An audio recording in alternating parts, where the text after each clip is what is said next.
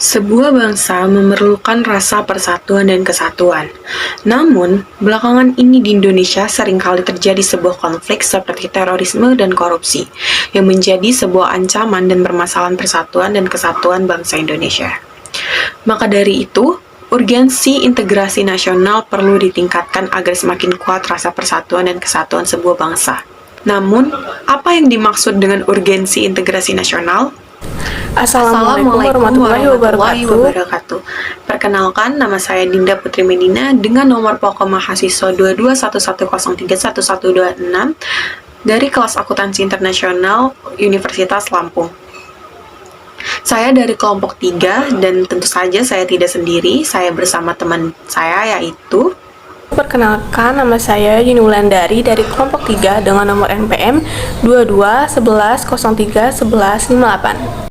Di video ini, kami akan membahas tentang urgensi integrasi nasional, mengevaluasi urgensi integrasi nasional sebagai salah satu parameter persatuan dan kesatuan bangsa dalam wadah negara kesatuan Republik Indonesia.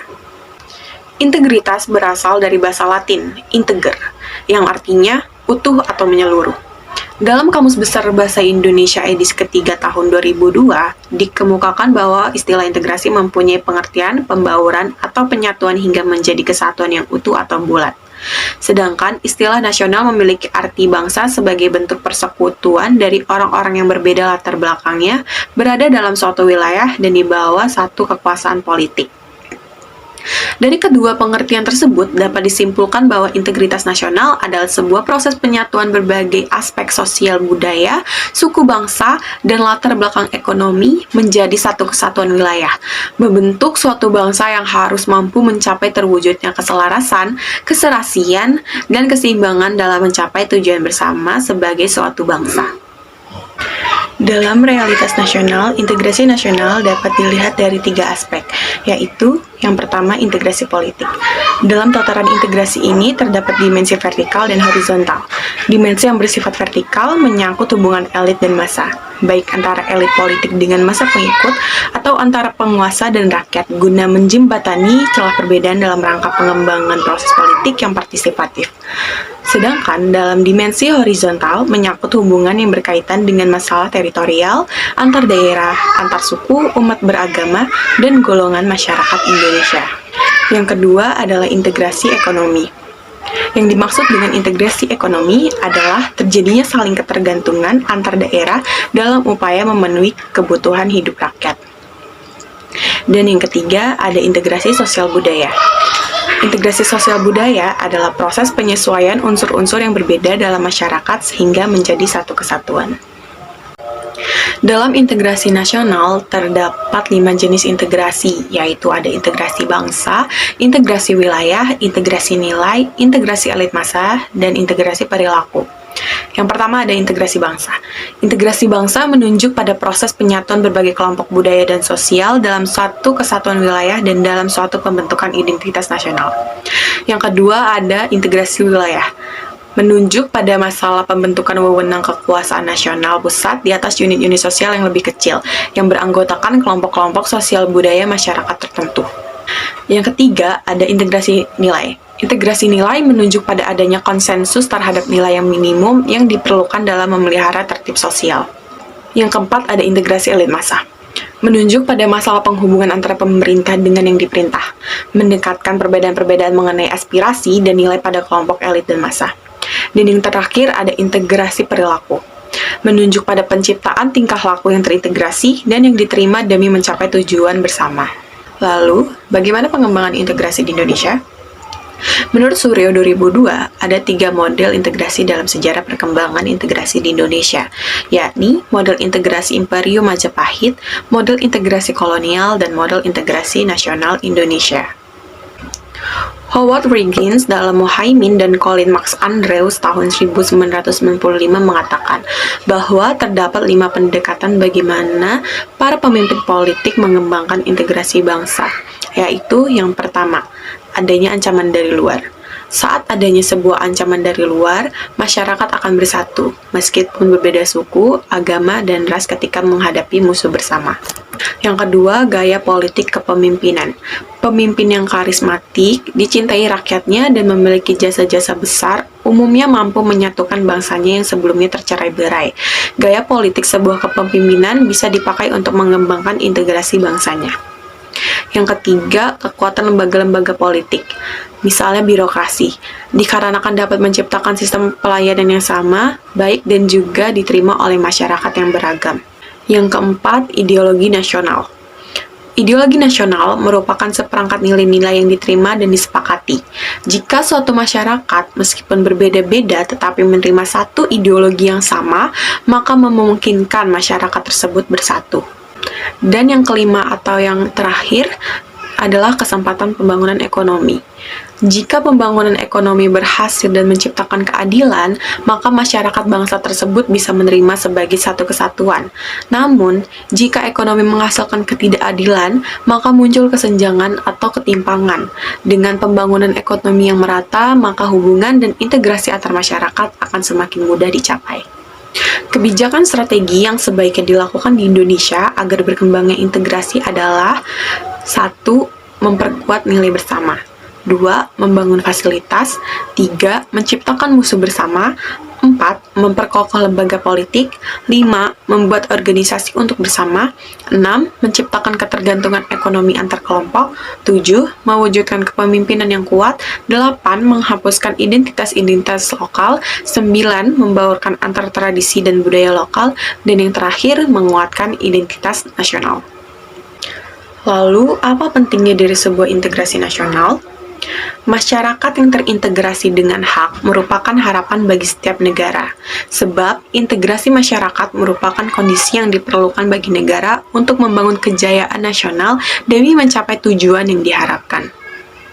Menurut Al-Hakim tahun 2001, terdapat 2 faktor yang perlu diperhatikan untuk membangun wawasan kebangsaan Indonesia yang solid dan integrasi yang mantap serta kokoh. Faktor yang pertama adalah kemampuan dan kesadaran bangsa dalam mengelola perbedaan-perbedaan sara dan keanekaragaman budaya dari adat istiadat yang tumbuh dan berkembang di wilayah Nusantara. Perbedaan-perbedaan itu bukanlah sebagai suatu hal yang harus dipertentangkan, akan tetapi harus diartikan sebagai kekayaan dan potensi bangsa. Faktor yang kedua adalah kemampuan mereaksi penyebaran ideologi asing, dominasi ekonomi asing, serta penyebaran globalisasi dalam berbagai aspek. Dunia memang selalu berubah seirama dengan perubahan masyarakat dunia. Dinamika dan tantangan integrasi nasional. Terdapat 5 dinamika dan tantangan integrasi nasional. Pertama, ada integrasi bangsa. Pada tanggal 15 Agustus 2005, melalui MOU Memorandum of Understanding di Vantaa, Helsinki, Finlandia, pemerintah Indonesia berhasil secara damai mengajak Gerakan Aceh Merdeka atau GAM untuk kembali bergabung dan setia memegang teguh kedaulatan bersama Negara Kesatuan Republik Indonesia. Proses ini telah berhasil menyelesaikan kasus disintegrasi yang terjadi di Aceh sejak tahun 1975 sampai 2005. Yang kedua, integrasi wilayah. Melalui deklarasi Juanda pada tanggal 13 Desember 1957, pemerintah Indonesia mengumumkan kedaulatan wilayah Indonesia, yakni lebar laut teritorial seluas 12 mil diukur dari garis yang menghubungkan titik-titik ujung yang terluar pada pulau-pulau negara Indonesia. Dengan deklarasi ini, maka terjadi integrasi wilayah teritorialitas Indonesia. Wilayah Indonesia merupakan satu kesatuan wilayah dan laut, tidak lagi merupakan pemisah pulau, tetapi menjadi penghubung pulau-pulau di Indonesia. Yang ketiga, ada integrasi nilai. Pengalaman pengembangan Pancasila sebagai nilai integrasi terus-menerus dilakukan. Misalnya, melalui kegiatan pendidikan Pancasila baik dengan mata kuliah di perguruan tinggi dan mata pelajaran di sekolah. Melalui pelajaran, Pancasila sebagai nilai bersama dan sebagai dasar filsafat negara disampaikan kepada generasi muda. Yang keempat, ada integrasi elit masa dinamika. Biasanya ditandai dengan seringnya pemimpin mendekati rakyatnya melalui berbagai macam kegiatan. Misalnya kunjungan ke daerah, temu kader PKK, dan kotak pos presiden. Kegiatan yang sifatnya mendekatkan elit dan massa akan menguatkan dimensi vertikal integrasi nasional. Yang kelima, ada integrasi tingkah laku atau perilaku integratif. Dilakukan dengan pembentukan lembaga-lembaga politik dan pemerintahan termasuk birokrasi. Dengan lembaga dan birokrasi yang terbentuk, maka orang-orang dapat bekerja secara terintegratif dalam suatu aturan dan pola kerja yang teratur, sistematis, dan bertujuan. Tantangan dalam membangun integrasi. Terdapat sebuah tantangan yang harus dihadapi saat mengupayakan terwujudnya integrasi nasional di Indonesia. Salah satunya yaitu tantangan dari dimensi horizontal dan vertikal. Dalam dimensi horizontal, tantangan yang berakar ada pada perbedaan suku, agama, ras, dan geografi. Sedangkan dalam dimensi vertikal, tantangan yang ada adalah berupa celah perbedaan antara kaum elit dan massa, di mana latar belakang pendidikan kekotaan menyebabkan kaum elit berbeda dari massa yang cenderung berpandangan tradisional. Salah satu persoalan yang dialami oleh negara-negara berkembang, termasuk Indonesia dalam dimensi horizontal, adalah masalah primordialisme yang masih kuat, yaitu masalah hubungan darah atau kesukuan, ras, bangsa, daerah, agama, dan kebiasaan. Di era globalisasi, tantangan tersebut ditambah oleh adanya tarikan global, di mana keberadaan negara-negara sering dirasa terlalu sempit untuk mewadahi tuntutan dan kecenderungan global. Dengan demikian, keberadaan negara berada dalam dua tarikan sekaligus, yaitu tarikan dari luar berupa globalisasi yang cenderung mengabaikan batas-batas negara bangsa, dan tarikan dari dalam berupa kecenderungan menguatnya ikatan-ikatan yang sempit seperti ikatan etnis, kesukuan, atau kedaerahan. Tantangan integrasi juga dapat dikaitkan dengan aspek-aspek lain dalam integrasi, yakni aspek politik, ekonomi, dan sosial budaya. Contoh kasus pembakaran Susi Air PKBVY oleh KKB. Pemirsa, beralih ke kabar lainnya, pesawat Susi Air yang mengangkut 5 penumpang dan muatan logistik seberat 452 kg ini dibakar kelompok kriminal bersenjata di Bandara Paro, Dugama, Papua pagi tadi. Susi Air didirikan oleh mantan Menteri Kelautan dan Perikanan Susi Pujiastuti. Maskapai ini berdiri sejak 2004 yang awalnya dibeli untuk mendukung dan menghemat aktivitas bisnis perikanannya dan juga untuk misi kemanusiaan. Pada hari Selasa, tanggal 7 Februari 2023, pesawat Susi Air dengan nomor PKBVY mengalami hilang kontak setelah usai mendarat di Bandara Paro, Nduga, Papua. Donald mengungkapkan jika pesawat Susi Air Pilatus Porter dengan nomor registrasi PC6 PKBVY hilang kontak atau lost contact pada pukul 6:17 waktu Indonesia bagian timur di Bandara Paro.